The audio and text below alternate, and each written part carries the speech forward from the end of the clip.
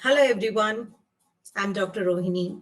On behalf of Crown Edge, I welcome you all to this YouTube channel where we are going to discuss about infratemporal fossa, contents and the muscles of mastication. You can subscribe to Crown Edge and look for all the upcoming videos on the NEET MDS preparations, and you have many other subjects you can look at. You have anatomy, physiology, and all the other subjects. Now here, the first information is about the definition of the infratemporal fossa. What is infratemporal fossa? Now there are two fossas that you can see on the lateral aspect of the skull. One is the temporal fossa, that is above the zygomatic arch. And there is another one that is below the zygomatic arch, that is called infratemporal fossa. Now this is the temporal fossa, which is given in yellow color. You can see that it has a zygomatic process, it has a squamous part, it has a styloid part, it has a mastoid part, and inside it also has a pterygoid part. Pterygoid part is very important because it lodges the facial nerve, and then it exits out through the stylomastoid foramen here, and it comes out onto the surface of the face through the parotid gland, that is from the anterior border of the parotid gland, and then it gives its terminal branches. Now here we are going to study about the infratemporal fossa. Infratemporal fossa is a region minus the mandible. So you remove the mandible, you can see a region that is known as infratemporal fossa. Now anteriorly, you can see that it has the tuberosity of the maxilla. And then above, it has base of the skull where the foramens are present. And on the posterior aspect, it also has these processes which is part of the temporal bone, like the styloid process, mastoid process, and also the external acoustic meatus. So this would be the boundary of the infratemporal fossa.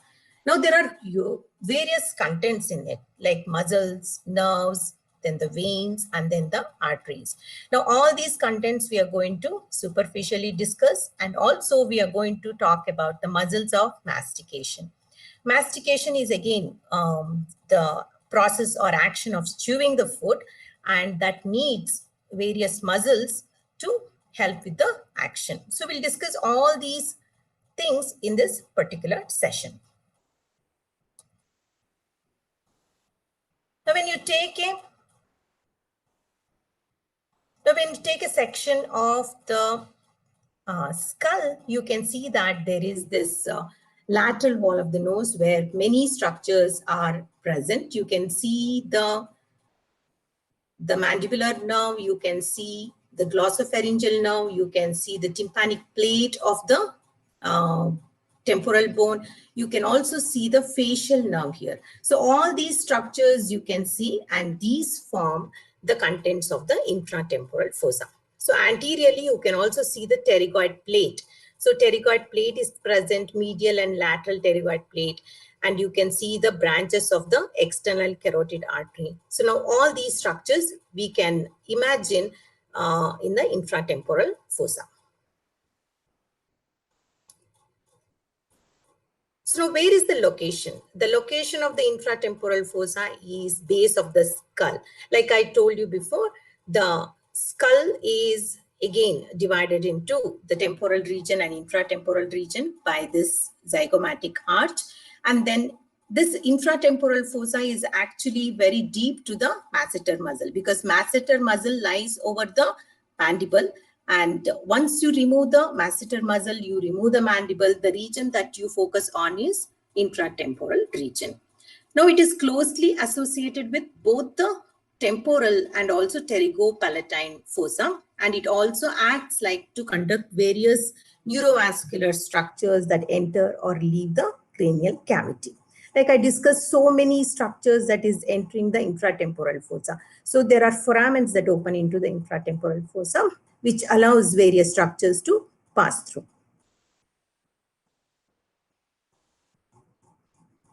Now let's see what are the communications of the infratemporal fossa. Now infratemporal fossa, above it communicates with foramen ovale and foramen spinosum.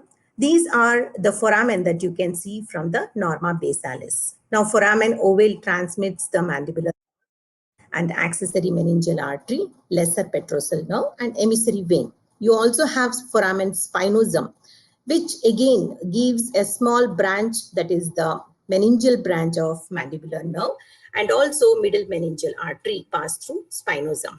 And then it also communicates with the inferior orbital fissure in front, and then it also communicates with the pterygomaxillary fissure. So this region is an important region, that is infratemporal fossa, for various structures to give branches and supply the head and neck region.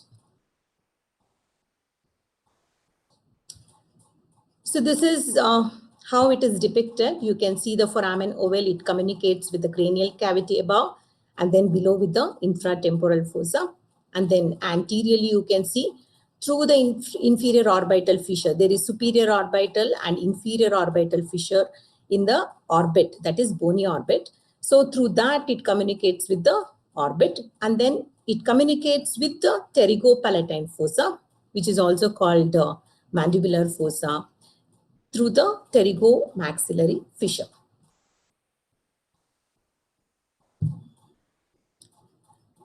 Okay, now here you can see some interesting facts. One is infratemporal fossa. It acts like a pathway for neurovascular structures. So it is a very important region, and to and from the cranial cavity, many structures pass through, and pterygopalatine fossa and temporal fossa. Also, it communicates with the infratemporal fossa, and it contains, in most important, the muscles of mastication. So now here one muscle is present, that is the lateral pterygoid muscle, which is a part of the muscles of mastication. It splits this fossa and it's cut in half. Okay, the branches of mandibular nerve lay deep to the muscle, and there is this maxillary artery that lies superficial to the lateral pterygoid muscle. So once you see this maxillary artery, you can see the lateral pterygoid muscle below it. So once you remove this lateral pterygoid muscle, you will be able to focus on the mandibular nerve and its branches, which emerges from the foramen ovale. So all these structures are very important part of the infratemporal fossa. So these are some of the interesting facts that you can see in the fossa. So let's focus on the contents. What are the contents? We have various arteries that supply the head and neck region. One important artery is the maxillary artery. Maxillary artery supplies the deeper structures and also the other muscles of mastication. So now there are muscles of facial expression. So one should not get confused. What about the muscles of facial expression? The muscles of facial expression are supplied by the facial artery. That alone is supplied by facial artery. Rest of the things are supplied by maxillary. So maxillary artery with its various branches, since it is divided by lateral pterygoid muscle into three parts, that is first part, second part, and the third part. It has various branches, about 10 to 12 branches, and all these branches supply the head and neck region exclusively. Next, there is this pterygoid plexus of veins, which are present on the side of the cheek. And this is one of the important regions. And also it's a boon and a bane. Like there are many infections that could be carried from superficial part of the face to the cavernous sinus through the pterygoid plexus of veins. Then there is this mandibular nerve and its branches, which are the intratemporal fossa. I already mentioned that mandibular nerve emerges from the foramen ovale, and mandibular nerve gives all its branches. It exclusively supplies the mandible and the tooth and all the other regions in the lower jaw as well. Next, there is this chorda tympani nerve, which is a branch from the facial nerve. Since it is a branch from the facial nerve, and it is especially supplying the tongue region for special sensory, and the tongue has various nerve supply. There is for general sensory and special sensory. So general sensory, you have lingual nerve, and there is special sensory by the chorda tympani nerve. Lingual is a branch of mandibular nerve, and chorda tympani is a branch from the facial nerve, which is given in the during its intracranial course. And chorda tympani also joins this lingual nerve, and together they end up supplying the tongue. So that is also present as a part of the infratemporal region. Next, this otic ganglion is present. It is one of the peripheral parasympathetic ganglion. So there are submandibular ganglion, sublingual ganglion, otic and ciliary ganglion as the ganglion, peripheral parasympathetic ganglion in the head and neck region. And otic ganglion is topographically, it is very much related to the mandibular nerve, but functionally it is related to the glossopharyngeal nerve, and it supplies the parotid gland. And today's discussion topic, the muscles of mastication. Of course, we are going to talk more on the muscles of mastication, but we are going to touch upon all other topics superficially.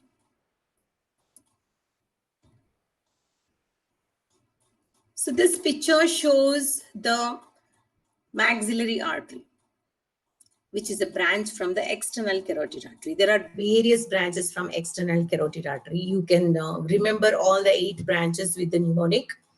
There is a mnemonic to remember.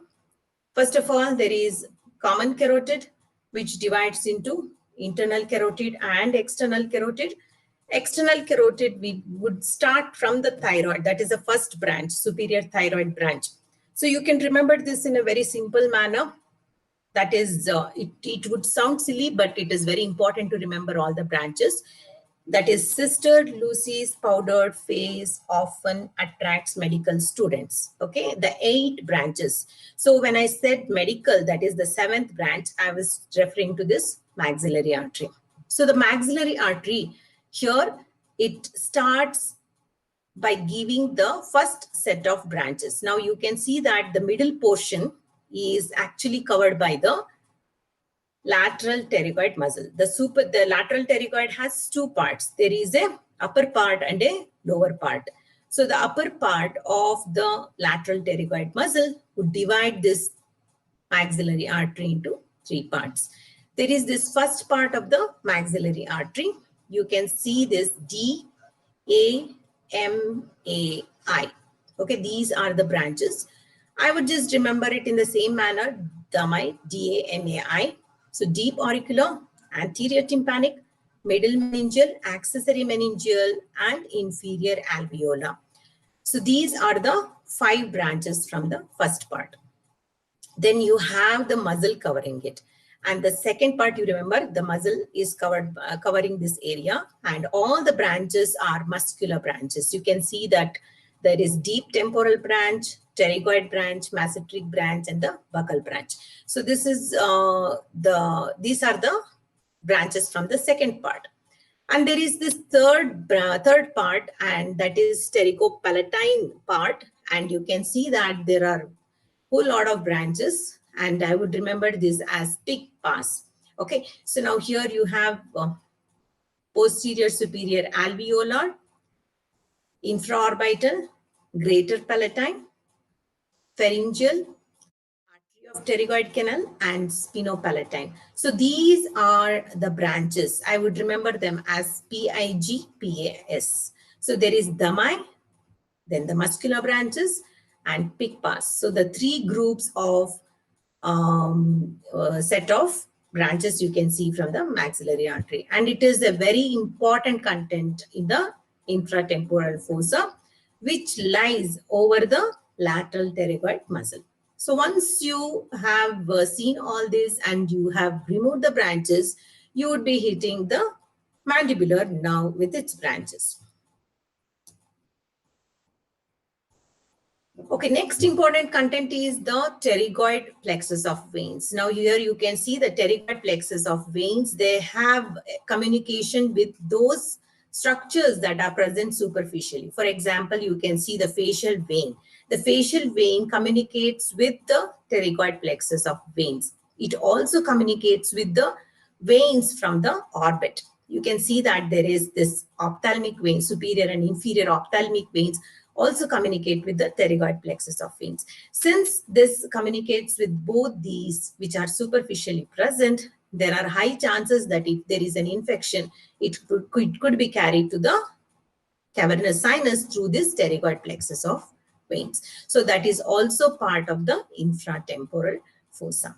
So all those main structures that is needed for this head and neck functioning is present in the infratemporal fossa. Next, moving on to the mandibular nerve. Mandibular nerve is a big part of all the nerve supply to the head and neck region, because the maxillary nerve, there are three branches actually from the trigeminal nerve, that is cranial nerve 5 and trigeminal nerve. It gives ophthalmic branch which supplies the forehead region, and the maxillary nerve which supplies the maxilla region, and there is this mandibular nerve which emerges out of the foramen ovale and it supplies various structures. So before it supplies various structures, it would give two important branches. So here you can see there is a motor root and a sensory root which arises from this trigeminal ganglion. And then you can see that there is a trunk that is formed. And the trunk has this small branch that is known as nervus spinosus, which supplies the meninges. And there are some branches coming from the nerve to medial pterygoid. So the nerve to medial pterygoid would supply the tensor tympani, tensor palatini, and medial pterygoid muscle itself. So these are the three things supplied by a small branch that is nerve to medial pterygoid. So these two are the branches from the trunk itself. Then this mandibular nerve divides into two important branches. One is the anterior branch, another one is the posterior branch. The posterior branch has got, most of the branches are sensory, except for one, that is nerve to mylohyoid. So now here you can see the posterior branches, and the auriculotemporal nerve is from the posterior branch. Then you have lingual nerve and inferior alveolar nerve. So these are the branches from the posterior division of mandibular nerve. And there is this anterior division which is passing anteriorly, and that supplies the muscles of mastication. So the muscles of mastication, to remember, is the muscles of mastication, the nerve supply is from the mandibular nerve. But which division of mandibular nerve? The anterior division of mandibular nerve supplies the muscles of mastication. As you can see, there is a mastoid branch, the temporal branch, the buccal branch. All these are from the anterior division. And then you can see that in the previous slide, maxillary artery was discussed. And from the second part of the maxillary artery, I showed you all those branches are muscular, and those muscles are the muscles of mastication. So you please remember, mandibular nerve, anterior division supplies the muscles of mastication, and maxillary artery, the second part, supplies the muscles of mastication. Now the other content was chorda tympani. Chorda tympani is actually a branch which is given in the intracranial course of the facial nerve, that is through the petrous part of the temporal bone. So it gives many other branches like the greater petrosal nerve, and it also gives a branch to stapedius muscle which is in the ear, and also it gives this chorda tympani nerve. So it follows the anatomical course of the lingual nerve. Later it joins and it supplies the tongue. So lingual nerve is anterior 2/3 general sensory, and the chorda tympani would be the special sensory for the tongue. So that is also content of the infratemporal region. So this picture shows you all those branches that we spoke about just now. So this is the facial nerve, and you can see the branches. You can see how delicate the chorda tympani is and how it joins the lingual nerve. And you can see the three divisions from the trigeminal ganglion. And then you can see the ophthalmic branch, the maxillary branch, and the mandibular branch, and the various branches from the mandibular nerve. You can see the anterior and the posterior. This is the posterior one, and this is the anterior one, which goes to muscles of mastication. So you can see various structures are supplied by the posterior division. You can see the biggest branch is the lingual branch, and you can see how the auriculotemporal nerve embraces the middle meningeal artery with its loop. Okay, so this is one important structure that you can see in the infratemporal region. Next, coming to the ganglion that is present in the infratemporal region, you can see this otic ganglion. Otic ganglion, I told you it is a peripheral parasympathetic ganglion. When I say parasympathetic ganglion, the signal that comes from the brain, it has to wait in the ganglion for the stimuli to be arrived. So once there is a stimuli, it will stimulate the gland which it's supplying to secrete. So now here otic ganglion is associated with the parotid gland.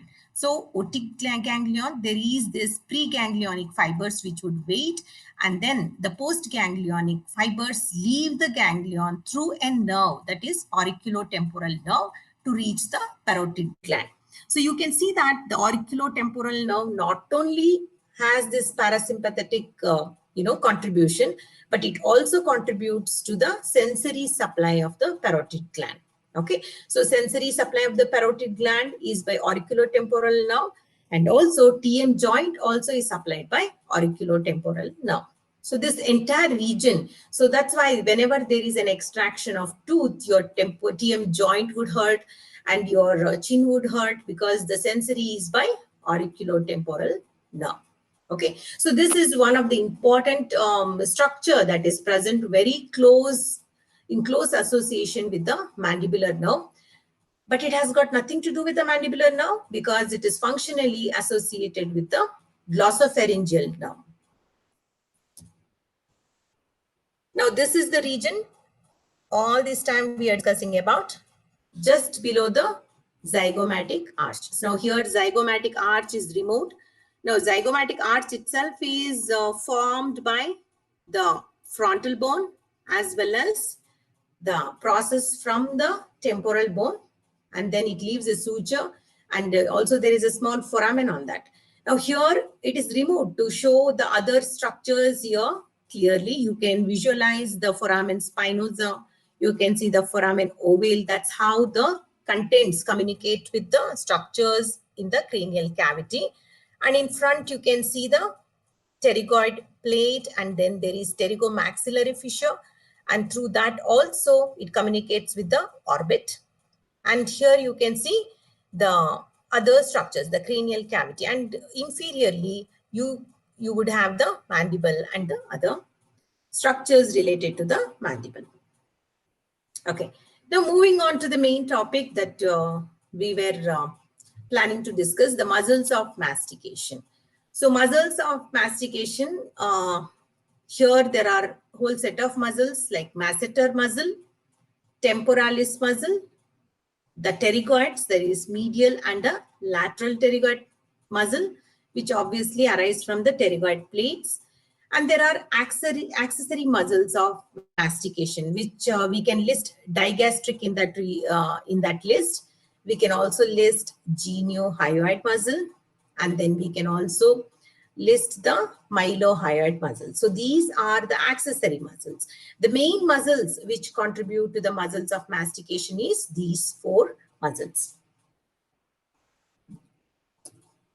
Now, all these muscles actually they take origin from the pharyngeal arches. Now, there is the first arch, second, third, fourth, and then there is this sixth arch. Now, first and second arch is very important because the important structures that arise from here. Now, you have the first arch known by the name.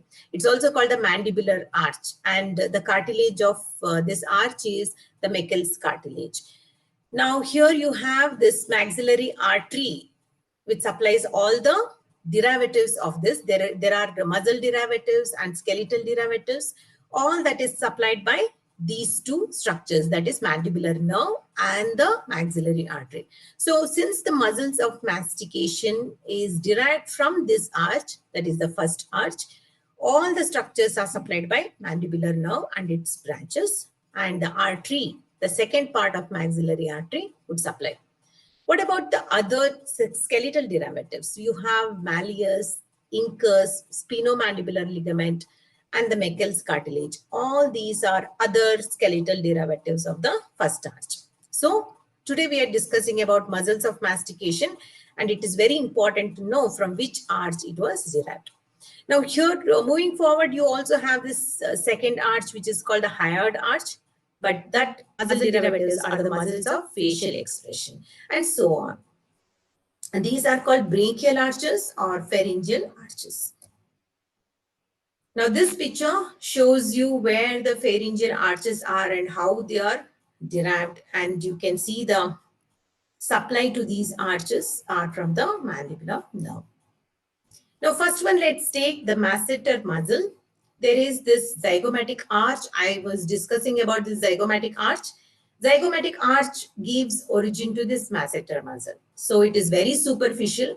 The first thing that you see once you retract the skin is the masseter muscle. So it also adds bulk to this chin, and sometimes this also undergoes hypertrophy. Okay, so there are various cases or various scenarios where the masseter muscle undergoes hypertrophy on one side or bilaterally.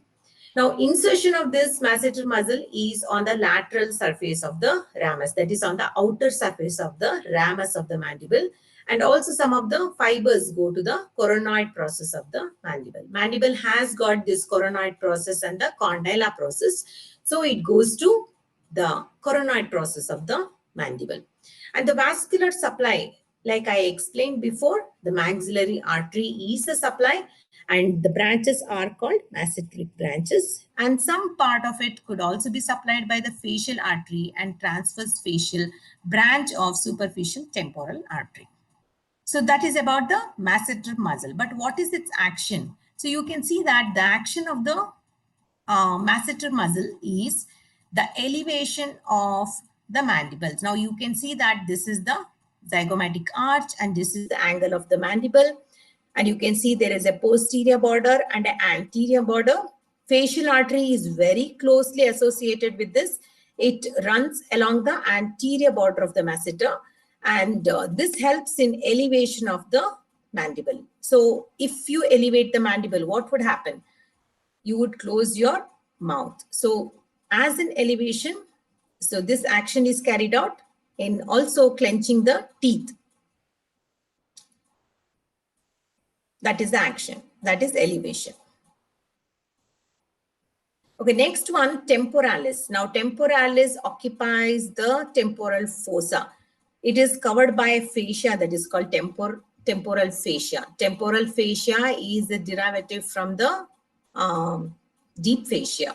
So it covers this temporalis muscle, and the whole of the temporal fossa is covered by temporalis muscle. There are lines, temporal lines on the normal lateralis, which gives attachment to both this, the fascia as well as the muscle. And you can see the muscle forms a thick tendon and it attaches itself to the coronoid process. So if something is pulling from above, so obviously the mandible would be pulled up. So now the action would be to elevate the mandible. Okay, so now this is the action it would do to elevate the mandible. That is a primary action. Any muscle will have a primary action and the other accessory action. So now this is the primary action of the temporalis muscle, that is elevation of the mandible, just like the masseter. Now here insertion is on the coronoid process, and also it goes to the anterior border of the ramus. Now here the vascular supply, the same thing. The maxillary artery and nerve supply is from temporal branches of the mandibular nerve. Now this is the zygomatic arch is removed, so you can visualize the tendon very clearly, and it also does this accessory action of retraction. It retracts the protruded mandible. Now there is various actions to do with the mandible. You know that only the mandible moves, the maxilla doesn't move. So what are the actions? There is elevation, depression, protrusion, and retraction. Protrusion is as if you are putting your lower jaw forward. Okay, that is protrusion. And protrusion is done by lateral pterygoid. And you must observe which muscle would do the retraction. The temporalis would do the retraction. So this is elevation, that is retraction. Next, coming to the lateral pterygoid muscle. Lateral pterygoid muscle, it has two heads. There is a small upper head and a lower head. And the lower head is the one which is the key thing to in dividing the maxillary artery into three parts. So you can see this lower head in which is used by a green pointer to indicate, and the insertion of this is neck of the mandible. Now you can see the origin of the head is from upper head is from the greater wing of the sphenoid, and lower head is from the lateral surface of lateral pterygoid plate. Okay, so there are medial and lateral pterygoid plates. So here you can see a big origin of the lower head, and both of them form a common tendon, and this muscle actually goes within the TM joint and gets inserted onto a fossa that is called pterygoid fossa on the condylar process. So it also, said to have contributed to the articular disc formation. So the degenerated tendon of this lateral pterygoid muscle contributes to the formation of articular disc and the capsule. So that is one interesting fact to remember. So now what is the action of this lateral pterygoid? Lateral pterygoid is a very key muscle in the infratemporal fossa. So one thing is you remember L, lateral pterygoid for L. You remember low, okay, or down. So you remember that it is depressing the mandible. So depression of the mandible as if you're opening your mouth is done by lateral pterygoid. So depression of the mandible is lateral pterygoid, and also the protrusion of the mandible is by lateral pterygoid muscle. So now here you can see, and along with the other pterygoid muscle, that is medial pterygoid, by side to side action, you can see that it helps in chewing movement. The vascular supply would be the same thing since it is a derivative of the first arch. The artery, maxillary artery is the artery of the arch, and the mandibular nerve is the nerve of the arch. So these two would be supplying the muscles of mastication. Next, coming to the medial pterygoid muscle. Medial pterygoid muscle has got two heads. One is the superficial head and the deep head. You can see the deep head and the superficial head taking origin, deep head from the medial surface of lateral pterygoid plate. But the lateral pterygoid was from lateral surface of lateral pterygoid plate. So lateral pterygoid plate gives attachment to both medial head, medial pterygoid muscle, as well as the lateral pterygoid muscle on both the sides. And then there is superficial head, which arises from the tuberosity of the maxilla, as you can see here, and then also from the palatine bone. And then both of them, they go to the inner aspect of the mandible. You can see it like a shadow here. It goes to the inner aspect of the mandible on the medial surface of the ramus of the mandible, and just below the mandibular foramen. There is this mandibular foramen where you can see the spinomandibular ligament as well. And spinomandibular ligament is actually a part of the deep lamina of the parotid gland. So there is superficial and deep lamina of the parotid gland that gives rise to the spinomandibular ligament. So here action of the medial pterygoid would be to elevate the mandible. So now there is this elevation action done by the medial pterygoid of the muscles of mastication group, and it acts with the lateral pterygoid muscle to protrude the mandible, and both the muscles together, they help in contraction alternately to produce the side to side movement of the mandible. So to summarize quickly, we can talk about the muscles of mastication as the four muscles. The temporalis would do the elevation and also the retraction. Masseter will do the retraction, and this medial pterygoid and lateral pterygoid. This is the medial pterygoid. Medial pterygoid will do the protrusion. Okay, so this protrusion of the mandible along with the lateral pterygoid, and also it elevates the mandible just like the temporalis muscle. And the lateral pterygoid alone brings the mandible down, and that is known as depression. So that's why I asked you to remember L for low or down. Okay, so now, but there is accessory muscles also. There is one important muscle, digastric muscle. Digastric muscle along with the lateral pterygoid helps in bringing the mandible in the downward movement, that is depression of the mandible. So these two are very important, lateral pterygoid and digastric, in bringing the mandible downwards, that is in depression action. So now coming to the vascular supply, it's the same thing again, maxillary artery, and innervation is by medial pterygoid branch of mandibular nerve. And then coming to the accessory muscles of mastication, we would talk about the digastric. Here the digastric is actually two different bellies. There is an anterior belly which forms part of the submental triangle, and it also is a part of the digastric triangle. Digastric triangle is also called the submandibular triangle. Now here it forms part of both the triangles. The submental triangle is just below the mental protuberance, and it is again guarded by the two bellies of digastric, the anterior belly, and then there is this hyoid bone which forms the base, and then here you have the posterior belly which goes to the notch on the mastoid process. There is a small notch in front of the mastoid process that is called digastric notch, and it gets inserted onto the digastric notch. So there is this anterior triangle that has got four different small triangle subdivisions, and these two are part of the anterior triangle, that is submental triangle as well as digastric triangle. Now here you can see the insertion is to the tendon. You can see that there is an intermediate tendon that is holding on to both the anterior belly as well as posterior belly. But here what is important is the nerve supply. The nerve supply of both the bellies is different. The first one, the anterior belly, is supplied by mylohyoid nerve.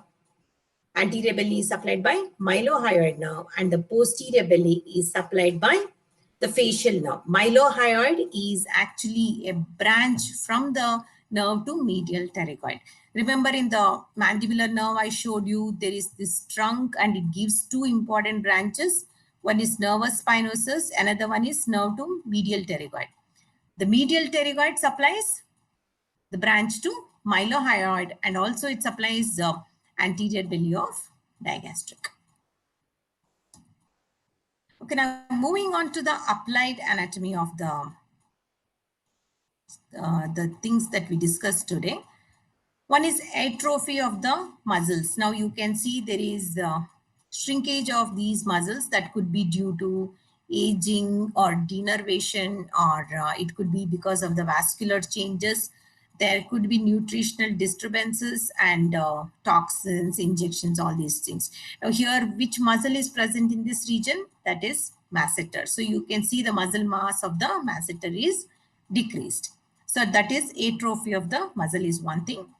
And opposite thing that you can see, notice here is hypertrophy. Hypertrophy of the masseter is usually seen in this condition, that is bruxism. Bruxism is abnormal habit of grinding the teeth. So it could be bilateral or unilateral. So you can see the masseter is enlarged near the angle of the mandible.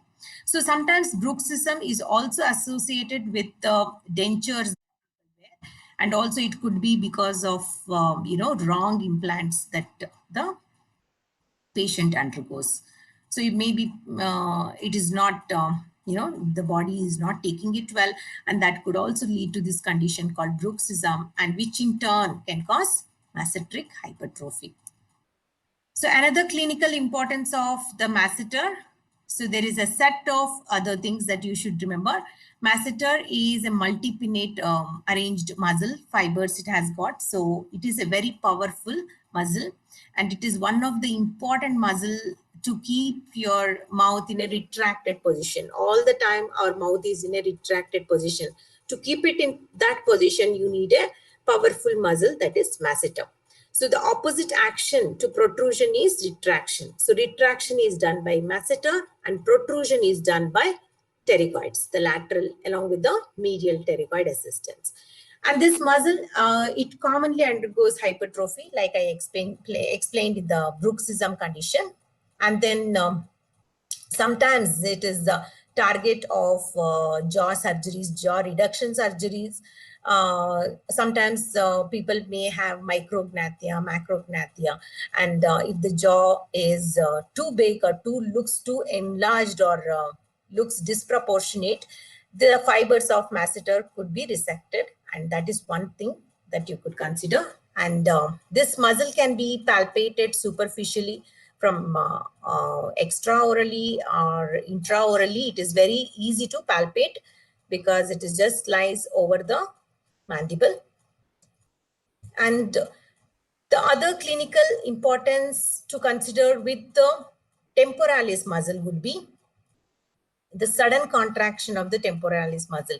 Usually it doesn't happen, but sudden contraction of the temporalis muscle, since it is inserted onto the coronoid process, it could get easily fractured. So fracture of the coronoid process could also be because of the sudden contraction of the temporalis muscle, and that could result in locked jaw. The temporalis muscle flap may be used for reconstructive surgeries or defects in the oral cavity. And the other one is the post-mortem examination of the head. If there is any access to the brain that has to be obtained, then the skin on the surface of the temporalis muscle could be stripped and the muscle could be removed, and then the structures within the cranial cavity could be assessed. So this particular slide shows the muscles we were talking about. We have masseter here on the outer surface. We have facial vessels, which is running or ascending in front of the anterior border of the masseter. And then you can see masseteric vessels and nerves that are supplying the masseter. And then you can see buccinator and platysma to the lower border of the mandible. And on the inner aspect, you can see the maxillary artery is related, and you can see the small foramen that is called mandibular foramen, and it also has a small tongue-like projection called lingula, to which the spinomandibular ligament is attached, and you can see the inferior alveolar vessels pass through that along with the inferior alveolar nerve. And then you can see the medial pterygoid, that is to the inner aspect of the angle of the mandible, and auriculotemporal nerve. And then you can see the superior constrictor pterygomandibular raphe and the lingual nerve, which supplies the anterior 2/3 of the tongue. General sensory passes very close to the mandible. And there is this geniohyoid, genioglossus, and mylohyoid. Mylohyoid and geniohyoid are one of the important accessory muscles along with this digastric. So this group of muscles are accessory muscles. And here you can see on the coronoid process, you can see the temporalis. So strong contraction of this temporalis, that is very rare, but it can result in fracture of the coronoid process. So we have reached the end of this session with muscles of mastication and structures and contents of the infratemporal fossa. Thanks for watching. Subscribe to Crown Edge and look for more videos on various topics. Thank you.